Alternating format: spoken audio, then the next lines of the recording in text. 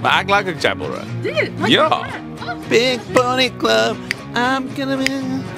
Ek dink is nogal lekker vir ons om terug te wees by die KAK&K en hier te kan optree en ek dink die trofee wat ons ontvang of award of toekenning is maar net 'n nice extra om te ontvang. Ek dink dis lekker om hier te kan wees, om ons kuns te kan uitvoer en dat die platform geskep is al daai jare terug en dat dit nog steeds bestaan. Dit is vir my die lekkerste van die hele storie. Wel, ek bedoel ons het ek het goeie herinneringe van die KAK&K en is 'n bietjie van 'n instansie, so I guess that's pretty cool.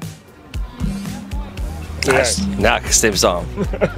Yes, ek voel so half geëerd. Dis 'n bietjie van 'n blessing dink ek. Dit is iets wat ons wou regkry. Mense weet natuurlik nooit of dit so gaan uitwerk nie, maar toe ons ewels begin het ons dit so half gekonseptualiseer as jy weet ons wil albums maak waar die gesin saam in die kar kan luister en hulle hoef nie te fight oor wie wat moet luister nie. Jy weet so dit is pretty cool om te weet.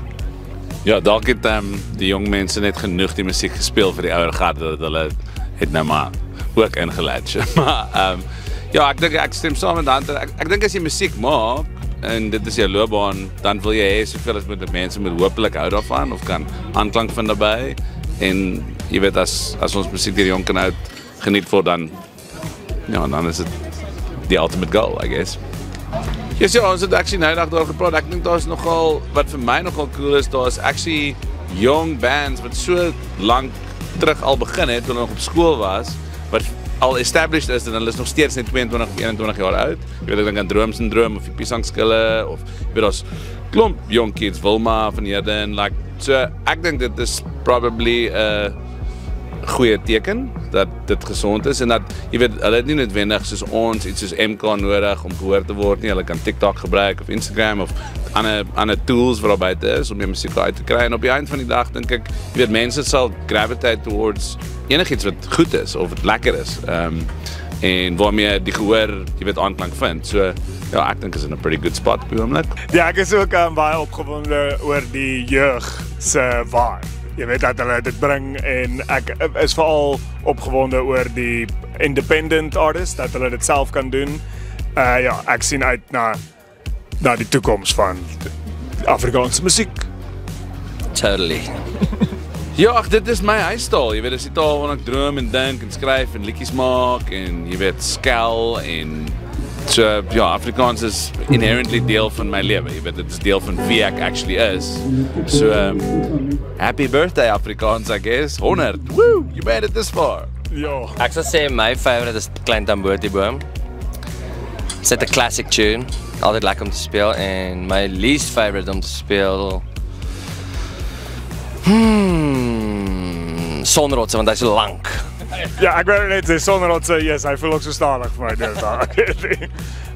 Wat is my lekkerste een, ek dink nogals om Nora Vlok nou te speel deesdae.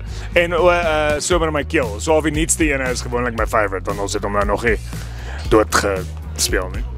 Nee, ek dink as mens kan musiek maak wat gehoor word en like ek weet nie relevant is so simpel term of voor amper, maar as ons kan ander musiek maak wat mense se lewens verryk en vir hulle blydskap bring, ek dink dis die grootste ding deesdae as ek optree, ek voel so half wanneer dit gebeur en ons speel liedjies wat oor die afgelope 15 jaar gemaak is en al daai liedjies bring blydskap na mense toe en hoop ek ons kan nog maak wat dit jy weet vorentoe vat want ek dink dis op die eind van die dag die funksie van musiek in die samelewing. So ja, as ons dit kan aanhou doen dan is ek happy.